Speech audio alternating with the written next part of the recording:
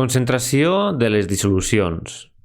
Quan treballarem amb una dissolució, ens interessarà saber la proporció de dissolvent i de solut que tindrem en la dissolució. El solut pot ser el que es troba en menor proporció o el component que ens interessa. Així, el dissolvent serà el que està en més proporció o el que no ens interessa en aquest cas. A la quantitat de solut que hi haurà en una dissolució anomenarem concentració de la solució o dissolució. Una solució concentrada tindrà una proporció gran de solut i el color de la dissolució pujarà de to. En canvi, una solució diluïda tindrà més aviat un to menys intens com aquest d'aquí. Aquesta seria diluïda i aquesta seria més concentrada.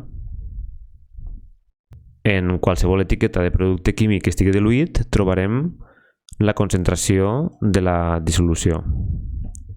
Per expressar les concentracions d'una dissolució podem utilitzar dos tipus d'unitats. Les unitats físiques, que no tenen en compte la composició de la substància dissolta, com el percentatge en massa, el percentatge en volum o la concentració en massa de solut. I també podem utilitzar les unitats químiques, que són o tenen en compte la composició de la substància dissolta. I en aquest curs aprendrem a utilitzar la molaritat. Què és la molaritat? És la quantitat de substància de solut en mols respecte del volum de dissolució.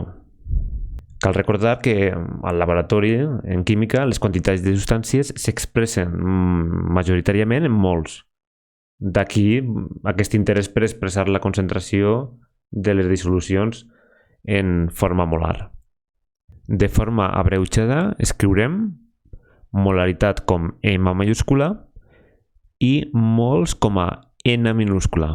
Volum, com sempre, V baixa majúscula. Els mols N, volum en litres i molaritat mols dividit de litres. Mols partit litre.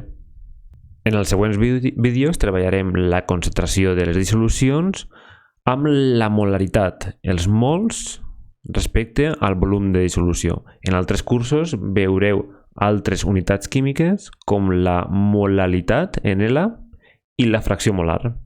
Som-hi!